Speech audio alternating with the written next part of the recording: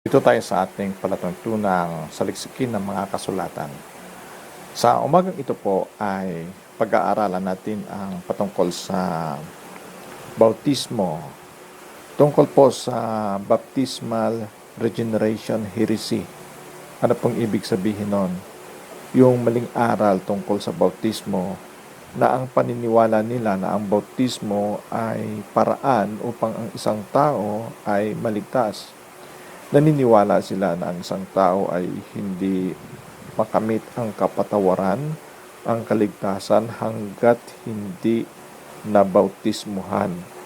Ang klaseng katuruan yan, ang katuruan yan ay hindi po yan naaayon sa katuruan ng Biblia, kundi yan po ay resulta ng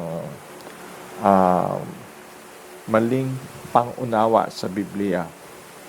So, itong tinatawag na baptismal regeneration, usually ito ay paniniwala ng Roman Catholic Church, Mormons, Seventh-day Adventist, Church of Christ, the Christian Church, and the Jehovah's Witnesses. At ganun din, yun din ang paniniwala ng ibang mga kulto na narito sa Pilipinas tulad ng ang dating daan. So, saan ba nagmula ang katuroang ito? Origin of this heresy. The baptismal regeneration heresy originated not with God or the Bible, but with the Roman Catholic Church in the 3rd century after Christ. This baptismal theory of salvation has been perpetuated by the devil's influence in numerous Protestant denominations. Marami po, ang iba sa kanila ay pinagtatanggol talaga ang doktrinang ito at kahit sa mga debates ay pinagtatanggol nila, no? So dito tayo sa paniniwala ng Roman Catholic Church or Roman Catholic doctrine. Roman Catholics teach that all people are infidels until after they are baptized. The Baltimore Catechism of Catholic Doctrine says in 152, question, what is baptism? According to them, ito yung sagot nila, baptism is a sacrament which cleanses us from original sin, makes us Christians, children of God, and heirs of heaven. Now, ito pong binabasa ko ay batay po ito sa Defense of the Faith sa libro ni Albert Garner na tinatawag na Defense of the Faith.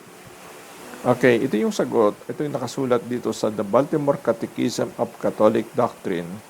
Sabi nga nila, kung ano ang baptism, ang sagot nila, baptism is a sacrament which cleanses us from original sin, makes us Christians, children of God, and heirs of heaven.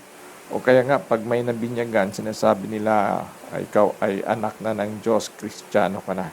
So, ang batayan nila sa pagiging Kristiyano ay yung binyag. No? Binyag.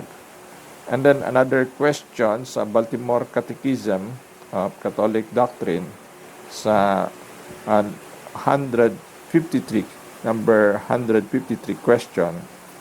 Ito yung katanungan, are actual sins ever remitted by baptism? Ito yung sagot nila, actual sins and all the punishment due to them are remitted by baptism if the person baptized be guilty of any.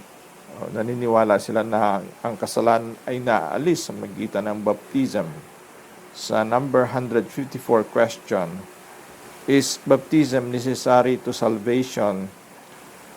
Ang sagot nila, baptism is necessary to salvation because without it, we cannot enter into the kingdom of heaven. Under definitions, it is explained infidel, one who has never been baptized. Ito'y makikita sa libro na A Catechism of Christian Doctrine, page 29 at saka 59. Okay, so ito yung mga kasagutan nila sa katanungan, ano.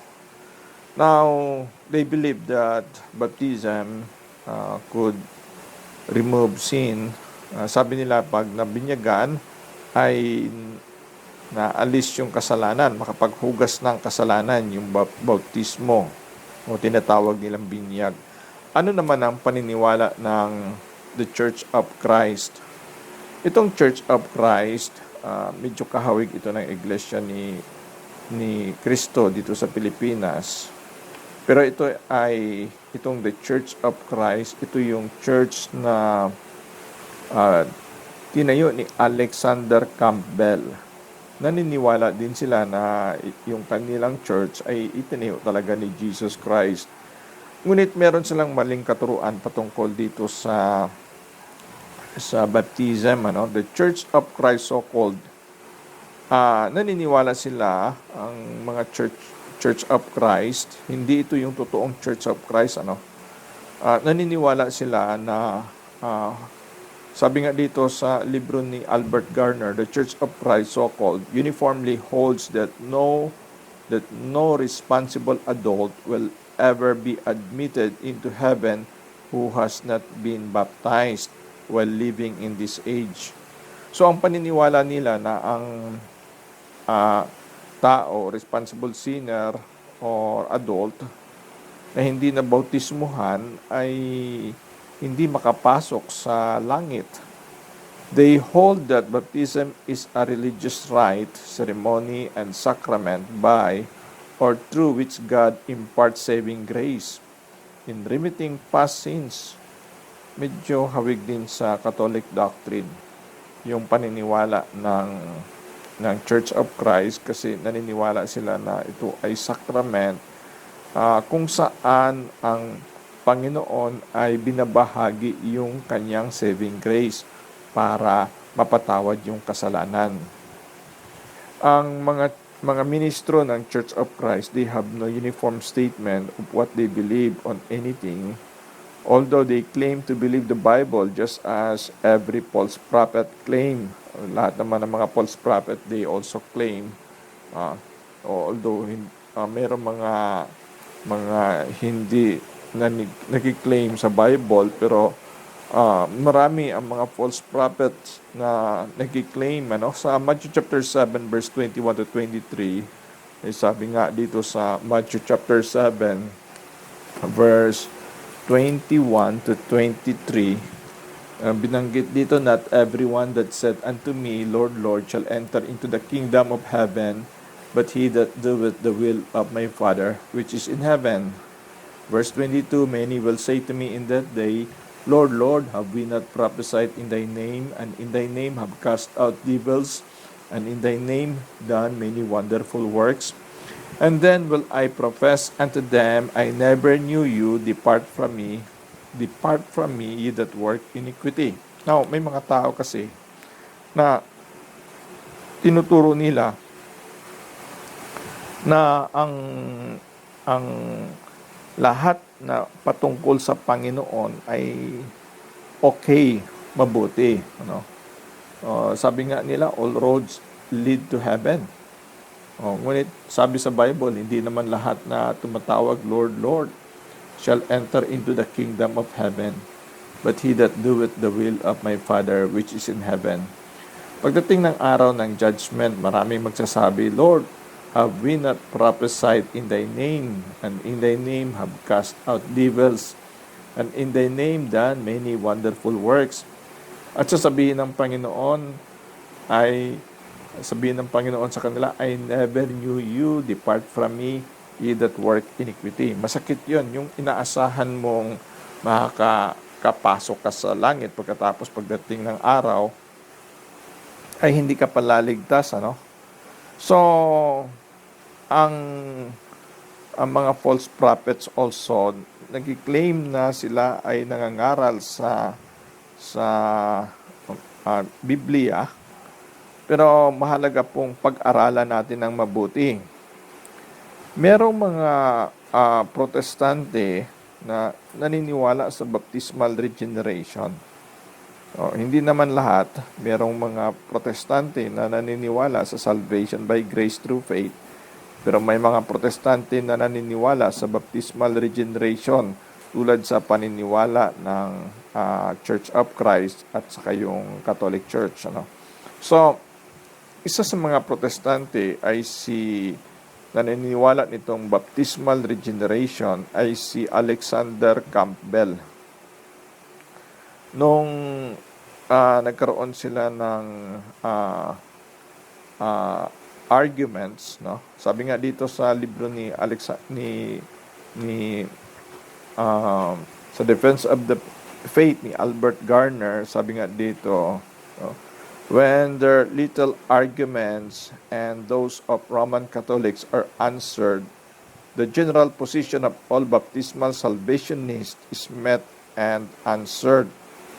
The following three different and conflicting positions are held by present-day leaders of the baptismal salvation heresy. So ano itong baptismal salvation heresy? Ang heresy, maling doktrina, maling katuruan. Baptismal salvation, yun yung paniniwala nila na ang bautismo ay makapagligtas. Okay, tingnan natin yung argumento dito na nangyari. At ito ay nagkaroon ng debate noon with missionary Baptists na Elder Vernon Barr doon sa public debate doon sa Antlers, Oklahoma in 1952. Matagal na ito. So, si Mr. Rupert Porter ay ministro ng Church of Christ, reputable debater of this sect. Siya ang sikat na debater ng Church of Christ. Tinanong siya ni Elder Vernon Barr sa public debate doon sa Antlers, Oklahoma in 1952. Ito yung tanong ni Vernon Barr. Ito si Vernon Barr ay pastor ng Missionary Baptist.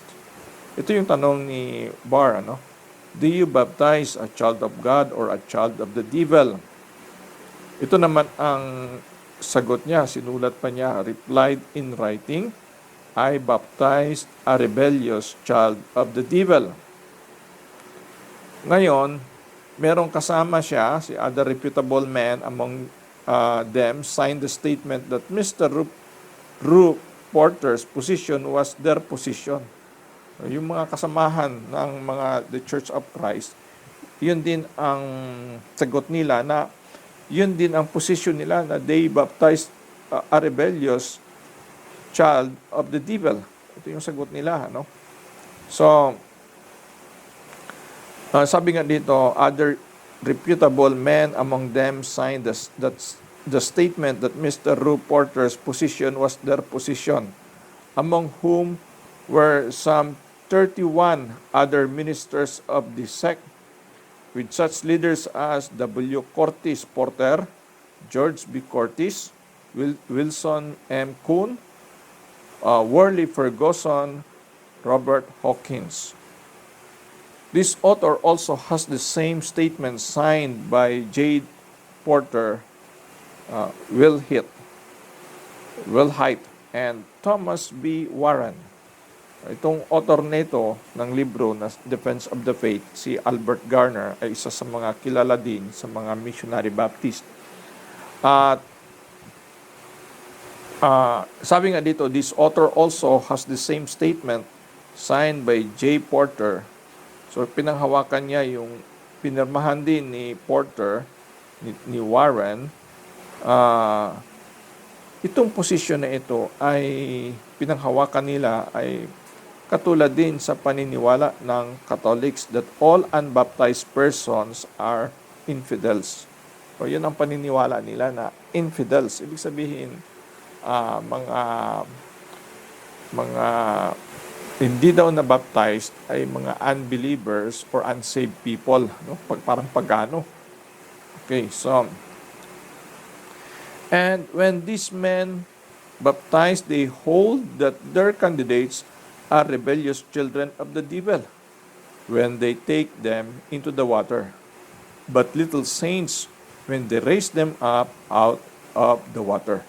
So, paniniwala nila nung pag meron silang nabahagian ng kanilang doktrina, no, at ng paniniwala nila na ebanghelyo, ay pag merong naniwala, hindi pa siya ligtas. O kung naniniwala lamang siya, hindi pa siya ligtas kung hanggang paniwala lamang. Kasi ang kaligtasan sa kanila ay kinakailangan bautismuhan muna, no, para maligtas. So naniniwala sila na ang binabautismuhan nila ay rebellious children of the devil when they take them into the water, but little saints when they raise them up out of the water. Maging santo na pag natapos na yung bautismo, pag-ahon sa tubig, no? Maging santo na. O, yan ang kanilang paniniwala. Okay.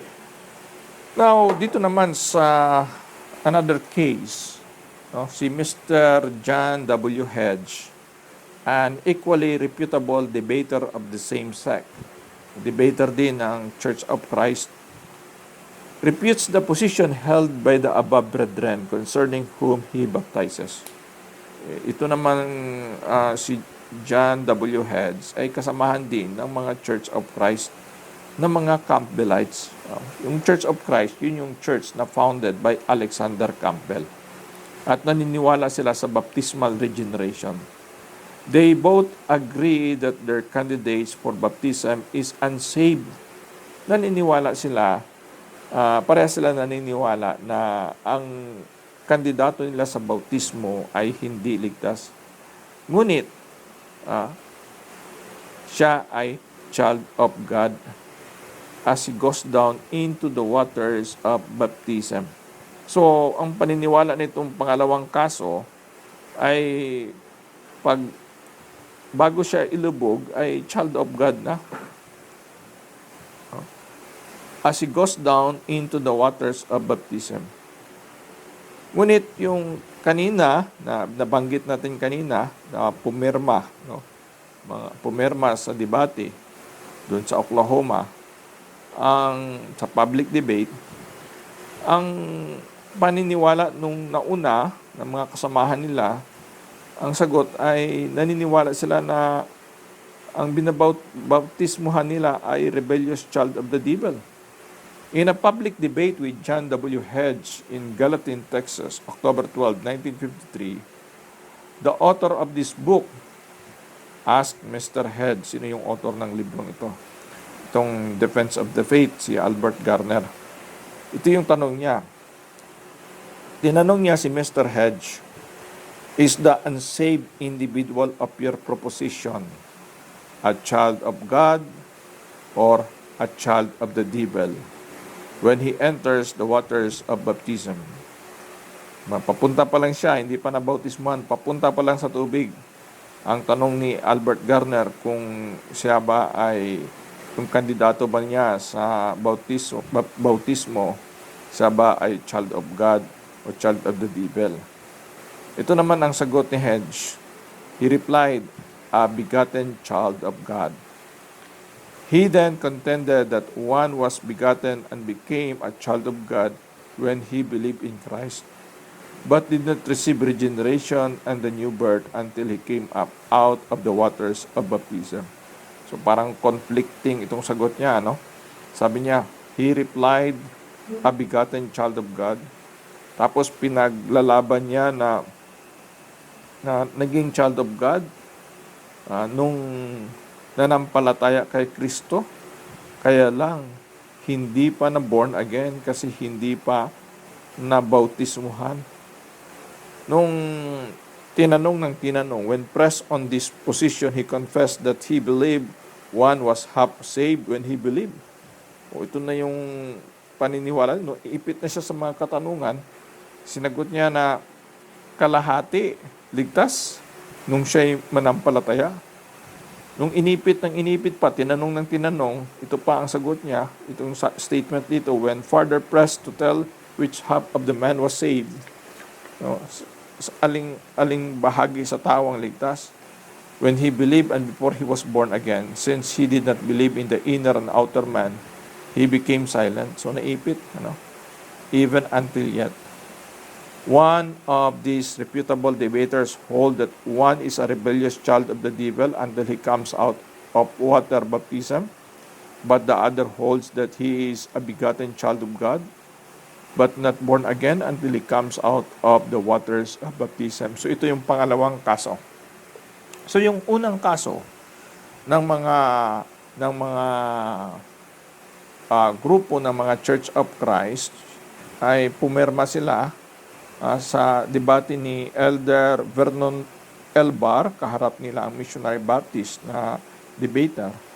Ang sagot nila lahat ng mga Church of Christ, Campbellites, ay binabautismuhan nila ang child of the devil. Pero dito sa pangalawang kaso, si John W. Heads, kadibati ni Albert Garner, ang binautismuhan nila ay kalahati child of God, kalahati child of the devil. Magulo, Dito sa pangatlong kaso. Dito tayo si Mr. Van Vonny, an ex-school teacher and reputable debater among this sect, claims that the proper subject for water baptism is neither a child of God nor a child of the devil. Ito naman ang kanyang posisyon. So, in a public debate with this author, ito si Albert Garner, author nitong Defense of the Faith, nagkaroon sila ng debate ni Mr. Van Vonny, Bonneau. Ito si Vonny ay Church of Christ. Nagdebate sila sa Denison, Texas, November 22, 1954. Tinanong ni Albert Garner si Mr. Vonny, is the penitent believer whom you baptize a child of God or a child of the devil when he enters the waters of baptism? Ito naman ang sagot niya, at sinulat pa niya ang kanyang sagot. He replied in writing, neither as such. He is in a transitional stage. Ito yung sagot niya, transitional stage.